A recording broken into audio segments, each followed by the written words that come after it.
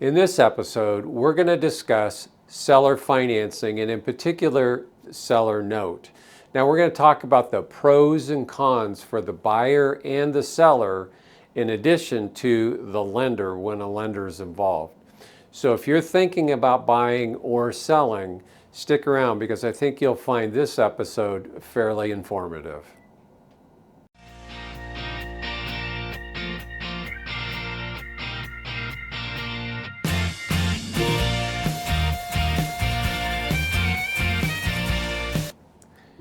As always, if you have questions as we go through this presentation, please feel free to just put them in the comment section below or pop me a quick email. And if you get something out of this video, please consider hitting the like and subscribe button.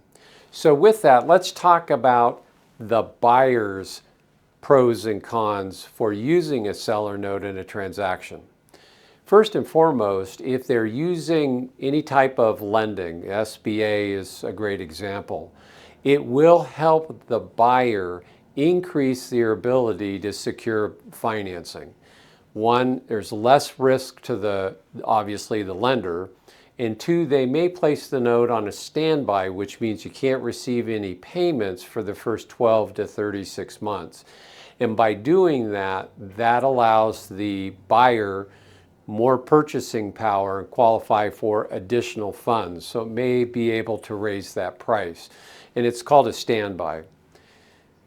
The second pro for a buyer in doing this is keeping the seller involved post-transaction. So if you've got a seller note for 10 or 15% and you run into a situation that you don't know the answer to, or quite frankly, just need the buyer to step in and maybe solve a client issue over a period of time, he's going to be a lot more motivated having a seller note that's depending upon the buyer's success. And then third, reps and warranties, being able to offset reps and warranties in the purchase and sale agreement against that seller note. Think about inventory. If you said your inventory was $100,000 and it actually ended up being $90,000, then there's a $10,000 differential, and that may be offset depending upon how the purchase and sale agreement is written against that note. Accounts receivable, very same thing.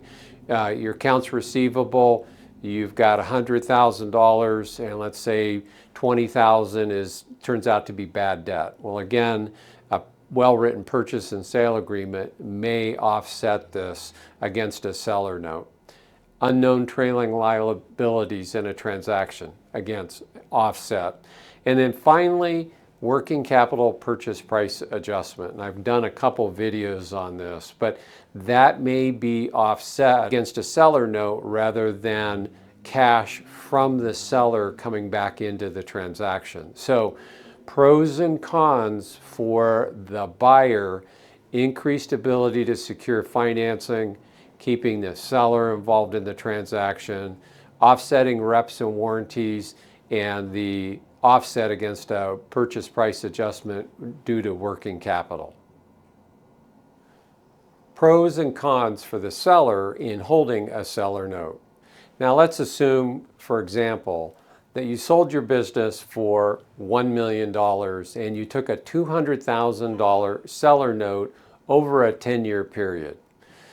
So the first obvious advantage or pro that you'd have is you're taking $200,000 and you're receiving it over a period of time, say 10 years.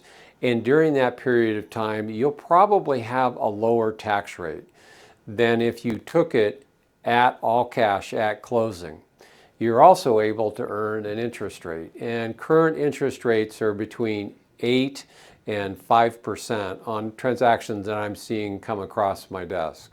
Now, a word of caution: if your seller note is, or your buyer came in using an SBA loan, your seller note probably will have to match the term of the SBA loan, which will most likely be 10 years. So it's just a piece of information.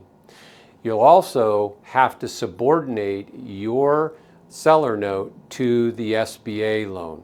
Now the SBA loan is going to take first lien, right of lien on the business, as well as probably tying up the buyer's assets, at least to a certain portion.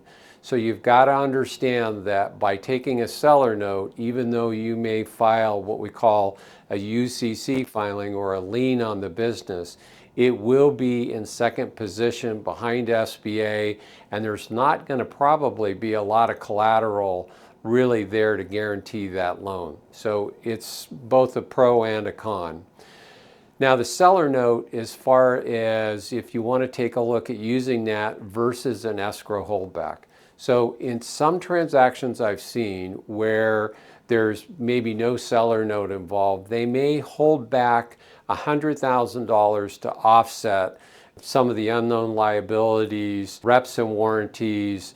And so you should understand that the seller note's probably a better way of securing that money against the business in a formal lien, but also earning payments and interest while you go through that process. Now, if you get into a transaction where an escrow holdback is put out there, you must understand a couple things about escrow holdbacks versus a seller note. In an escrow holdback, both parties have to agree to release of funds. And I've seen in some instances where the buyers use this as leverage to release funds in final negotiations post-closing. Shouldn't come to that, but that's just my experience. And then obviously the advantage of a seller note over escrow holdback is you're earning payments, it's in a secured position, and you're not having to negotiate post-closing transactions to get both parties to agree to release the funds. So pros and cons on a seller note: deferred tax on the sale, a lower tax rate, earning interest. Understand it's a subordinate lien to an SBA loan, and it's probably, even though you're going to think it's secured, there's not going to be a lot of collateral there if an SBA lender has to step in and take over the business. And then just the pros and cons versus a seller note versus escrow holdback. So let's talk about the lender. Now, there's really only upside to a lender for having a seller note involved in a transaction. And occasionally I'm seeing SBA lenders dictate the size or percentage of a seller note in a transaction. And again, there's only upside for them because it reduces risk to the lender. In addition to the lender requesting a seller note, they may also ask for the note to actually be put on standby. And standby means you can receive no payments or interest during that standby period. And the standard period is anywhere from 24 to 36 months. And that really helps a business during its first 1, 2, or 3 years with its cash flow. And if the buyer makes a mistake, or maybe it's right at the edge of their ability to borrow, just ensures the lender that there's enough cash flow to service the debt and for the buyer to actually get comfortable with running the business. So for the lender, nothing but upside, reduction in risk, and may also help offset some of the risk if there's a standby to the buyer. Pros and cons of a seller note. For the buyer, it's about leveraging their ability to actually obtain larger financing for acquisition. It'll also help offset some of the reps and warranties associated with a purchase. For the seller, the pros really are around being able to defer some of the capital gains or taxes associated with the sale of their business, and actually, if they're retired, having a lower tax rate when they actually receive that interest and payments. For the lender, again, nothing but upside. That just reduces their risk in the overall transaction, and they've actually got a partner besides the buyer in the transaction as well. So I hope this was informative and that you got something out of it. And if you did, hit the like and subscribe button, and we'll see you on the next episode.